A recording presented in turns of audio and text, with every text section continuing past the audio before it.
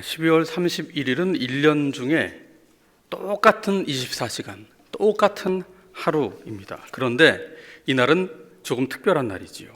왜냐하면 오늘을 기준으로 묵은해와 새해가 나뉘기 때문입니다.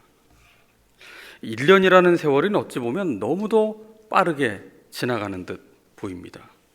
그런데 사실 1년이라는 것은 하루가 모여서 365일이 되어야만 1년이 됩니다. 한 해 한 해가 더 빠르게 가는 듯 느껴진다 해서 364일이 된다든지 350일이 된다든지 300일이 된다든지 그렇게 점점점 1년의 그 날짜가 줄어드는 것 아니에요. 다시 말해서 하나님께서 내게 선물로 주신 이 하루하루를 어떻게 맞이하고 어떻게 보내었느냐에 따라서 이 지난 한 해에 대한 감회와 또 새해에 대한 기대가 달라지게 되는 것이죠. 우리가 하루하루를 살아가면서 결코 빼놓지 않고 하는 것 중에 하나가 있습니다. 굉장히 중요한 일인데요. 먹는 것도 있고 일하는 것도 있지만 그 중에 하나는 잠자는 겁니다. 잠을 거르면 큰 일이 일어납니다. 잠을 안 자면 건강을 잃어버리기 때문이지요.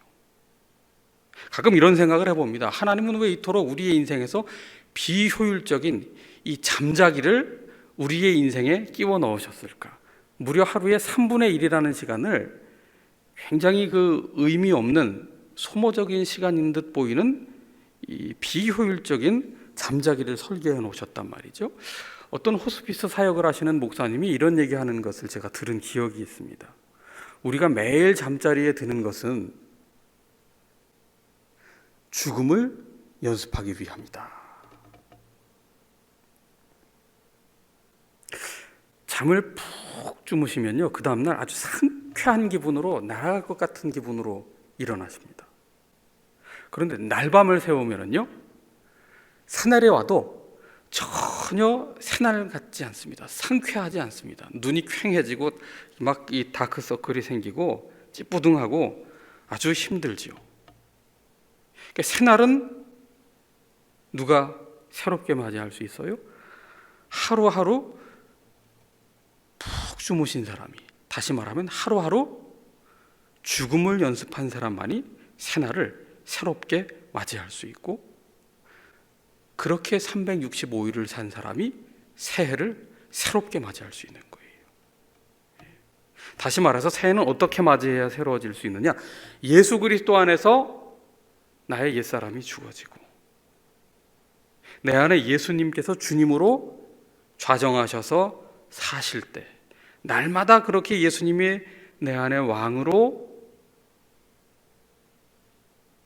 임재하셔서 사실 때 비로소 우리는 새로운 새해를 맞이할 수 있게 되는 거지요. 오늘 시편 131편에서 시인은 이 다윗의 시편인데 한 가지를 구하고 있어요. 1절을 보시면 무엇을 구하느냐? 여호와여, 내 마음이 교만하지 아니하고. 교만하지 않기를 구합니다. 교만이 뭡니까? 1절에 보시면 내 눈이 오만하지 아니하며 내가 큰 일과 감당하지 못할 놀라운 일을 하려고 힘쓰지 아니하나이다. 다윗은 한 가지를 구하고 있어요. 하나님께 겸손한 자 되기를 원합니다. 교만한 자 되지 않게 하옵소서. 겸손을 구하고 있다고요. 여러분, 새해에 바람이 많을 텐데요, 뭘 구하고 계십니까? 어떤 소망을 품으셨나요? 어떤 꿈을, 어떤 기대를 품고 계시나요? 다윗은요, 한 가지를 구하고 있어요. 하나님 앞에서 겸손하기를 구하고 있습니다. 그래서 기독교 강요를 저술한 종교개혁자요, 장로교의 창시자인 잔 깔뱅은 그리스도인이 구해야 될 최고의 덕목을 겸손이라고 보았습니다. 그런데 이 겸손은요, 우리가 잘 분별을 해야 될 필요가 있어요. 겸손이 있고 겸손 비슷해 보이는데 겸손 아닌 게 있어요. 겸손의 모델이 누구십니까? 예수님이시거든요. 근본 하나님의 본체시나 하나님과 동등됨을 취할 것으로 여기지 아니하셨다. 인간의 몸으로 낮고 천한 곳에 오셨어요. 그래서 주님은 우리에게 말씀하셨습니다. 나는 온유하고 겸손하다. 나의 멍에를 메고 나를 배워라.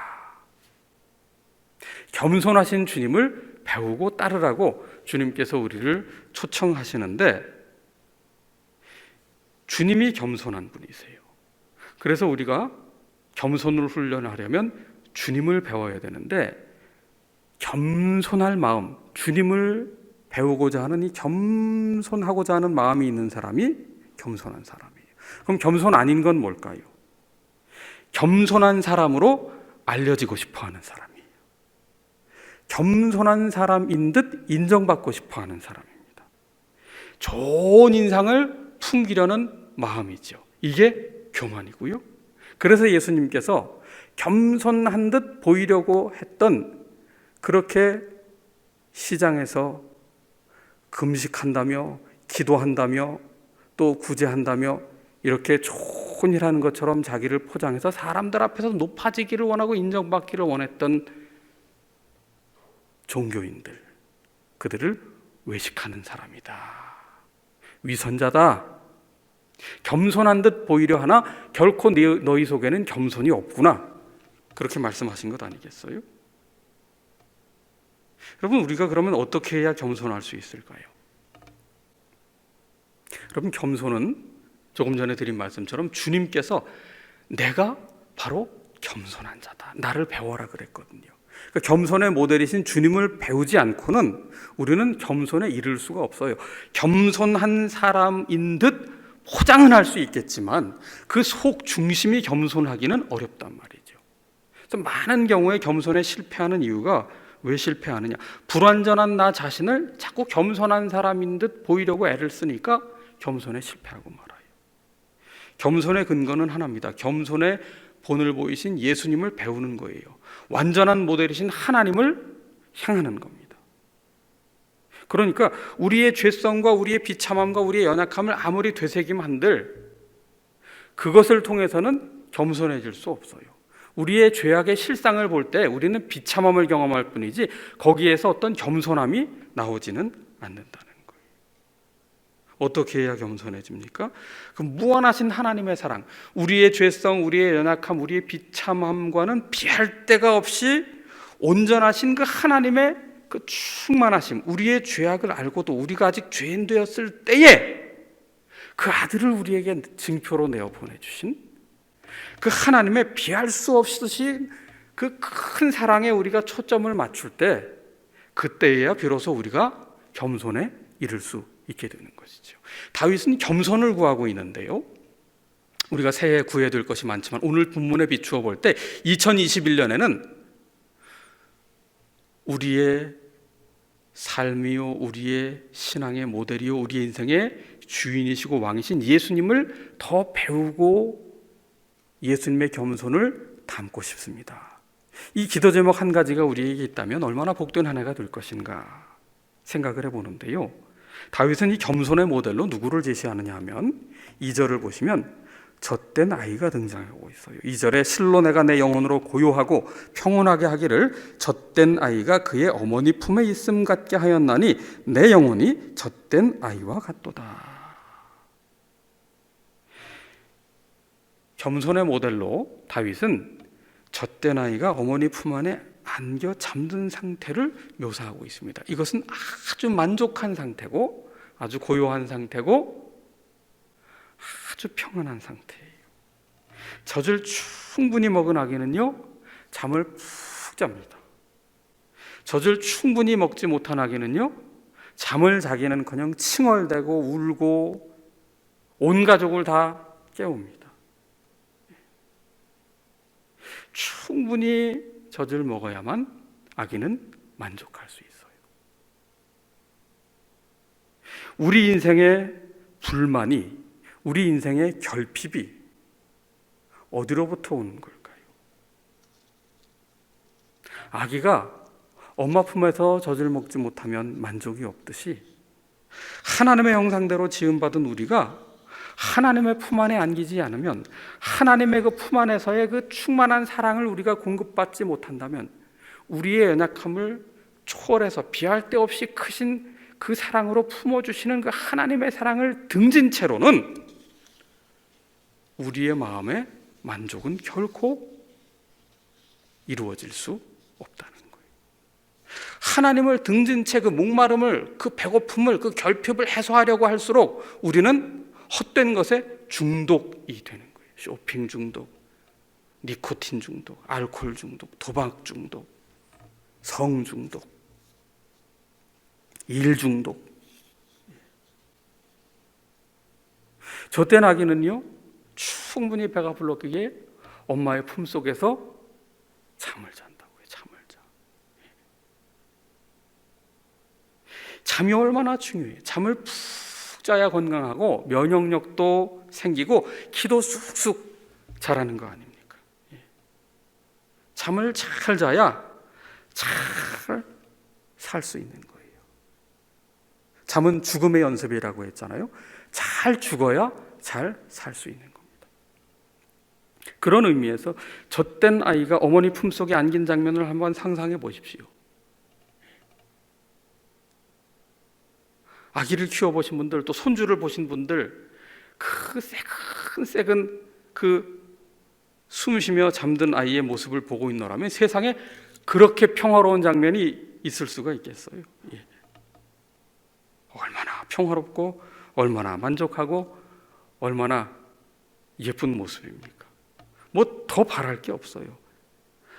아기가 충분히 젖을 먹고 그 품 안에서 새근새근 고요하게 잠들었는데 그 곁에서 바랄 게 뭐가 있겠어요? 그 곁에서 아이고 너 성공해라, 아이고 너 유명해져라, 아이고 너 돈 많이 벌어라, 그런 생각이 거기에 깃들일 틈이 없어요. 그 순전하고 그 거룩한 그 모습 속에서 마음이 맑아지거든요. 예. 그저 건강하게 하나님 사랑 입고 바르게 잘 자라주어라, 그거 이상 기댈 게 하나도 없거든요. 점점점 자라면서 우리 마음속에 이런저런 생각, 기대, 욕심, 그런 게 자꾸 이제 들어오는 것 아닙니까?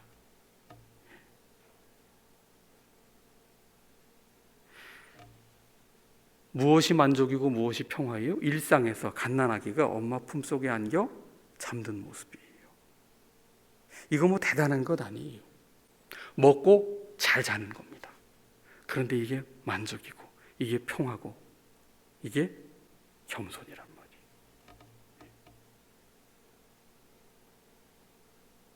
그런데 우리는 인생을 돌아보면 만족이 없어요. 그러니 평강이 없지요. 그러니 쫓기듯 살지요. 불안하지요. 염려할 수밖에 없죠. 가위 눌리지요. 답답합니다. 이 일상이 얼마나 소중해요. 다윗은 겸손을 구하면서 평범한 일상 속에 한 가정의 아기가 엄마의 품 안에서 젖을 먹고 잠든 모습을 묘사하며 그것이 겸손이고 그것이 평강이다, 그것이 만족이다.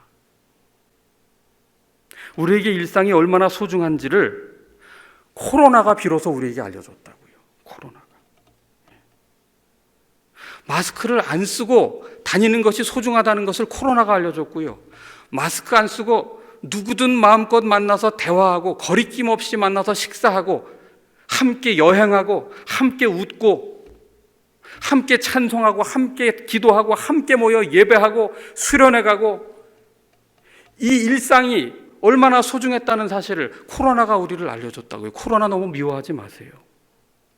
코로나를 통해서 우리를 겸손케 하셨어요.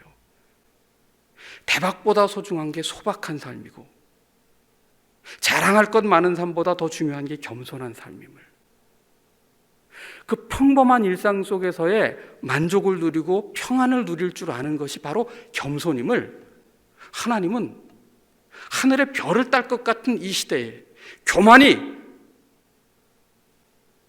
하늘을 찌를 것 같은 이 시대에 이 코로나를 통해서 우리에게 잃어버린 감사를, 잃어버린 일상을, 잃어버린 겸손을 다시 돌아보라고 우리를 깨워주시는 겁니다.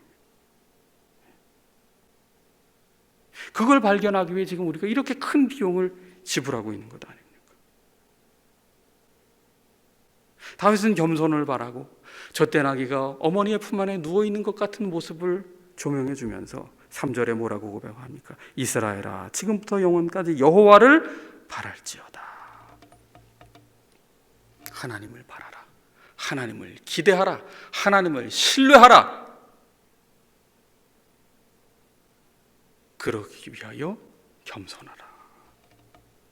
그러기 위하여 일상 속에서의 만족과 감사와 평강을 소중히 여기라. 그리고 지금부터 영원까지 여호와를 바랄지어다. 저 훗날 언젠가가 아니라 바로 지금 여기 두 발 딛고선 우리의 일상에서부터 하나님으로 만족한 삶을 겸손 속에서 발견하며 누리라는 거예요. 여러분, 대박을 꿈꾸는 사람에게 없는 게 있어요. 감사가 없고요, 만족이 없고요, 기쁨이 없고요, 평강이 없어요. 항상 대박이 나야 돼요. 항상 내가 하는 일은 이 승부가 박을 탔을 때 펑 터지고는 그냥 뭐 대궐 같은 집도 나오고 금은보화도 나온 것처럼 말이죠. 그런데 어디에 감사가 있어요? 소박한 삶 속에, 일상 속에, 겸손 속에 비로소 거기에서 감사가 발견되고요, 만족을 누리게 되고요, 평강이 깃들게 되는 겁니다. 그래서 다윗은 하나님을 바라라. 하나님을 바라라. 대박 신화를 바라지 말고 남들보다 튀는 것, 대단한 것 바라지 말고 하나님을 바라라. 겸손히 하나님을 바라라. 하나님 품 안에 갓난아기가 안겨 잠이 든 것처럼 그렇게 하나님 품 안에 푹 안겨서 겸손히 잠을 청하라는 거예요. 맡기라는 거예요. 잠은 맡기지 않으면 잠들 수 없어요. 어린아기가 눈 반쯤 뜨고서 잠드는 거 보셨습니까? 예. 완전히 맡겨야 잠이 들 수 있는 거잖아요.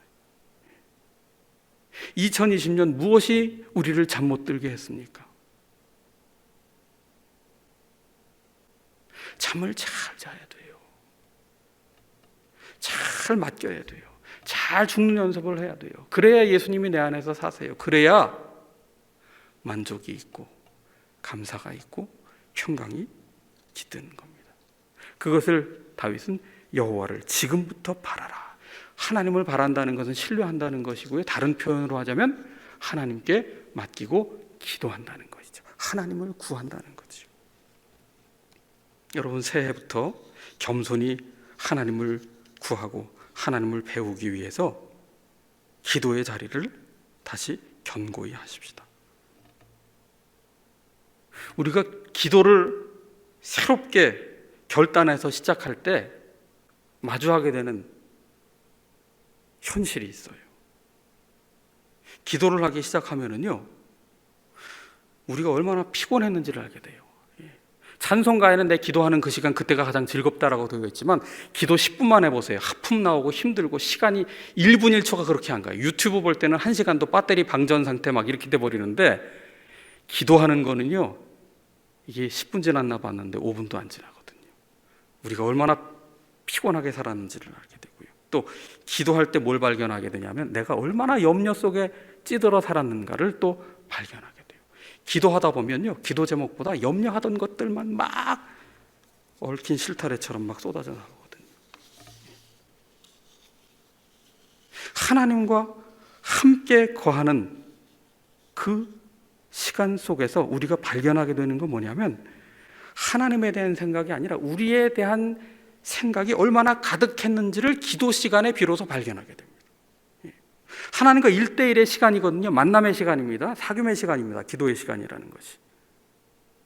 그때 기도를 시작할 때 비로소 기도가 현실이 될 때, 기도가 실제가 될 때 나의 내면이 얼마나 뒤죽박죽 되어 있었는지를 발견하게 됩니다. 평소에는 모르고 지나쳤는데 기도하기 시작하면 갑자기 온갖 상념이 떠오릅니다. 여러 감정, 잊혀진 기억들, 그게 다 마치 앞에 도화지에 무슨 그림 그리듯 필름이 지나가듯 다 지나가요. 왜 흙이 가라앉은 컵에 이 물이 담긴 컵을 막 휘저으면 다시 바닥에 뜬 흙이 올라오는 것처럼 말이죠. 기도를 시작하면 우리 속에 있던 흙탕물이 다 올라온다니까요. 그래서 우리가 거창하게 기도 계획을 세우지만 실상 문을 걸어 잠근 채 휴대전화를 무음으로 바꿔놓은 채 정말 기도에 몰입하기 시작하면 어떤 일이 일어나느냐? 예전에 겪었던 고통스러운 과거, 잊혀졌던 상처, 피해 입었던 억울한 감정, 사과받지 못했던 사건으로 인한 분노, 까맣게 잊어버린 약속, 답장 못한 문자, 전화하기로 하고 전화하지 못했던 그 사람, 그리운 사람의 얼굴, 그리고 이름조차 떠올리고 싶지 않을 만큼 보고 싶지 않은 원수들의 얼굴, 그것뿐입니까? 기도하기 시작하면요, 온갖 잡념이 새가 날아든다, 온갖 잡새가 날아든다처럼 기도하기 시작하면 온갖 잡념이 다 날아옵니다. 코로나 끝나면 어디부터 갈까? 동남아부터 갈까? 아니 유럽부터 갈까?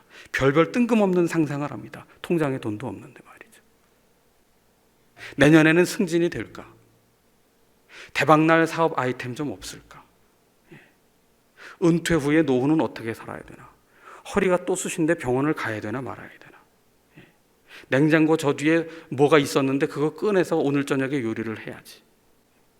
별별 생각이 기도 시간에, 그 짧은 기도 시간에 기도는 안 떠오르고 온갖 뒤죽박죽된 생각들만 떠오른다니까요.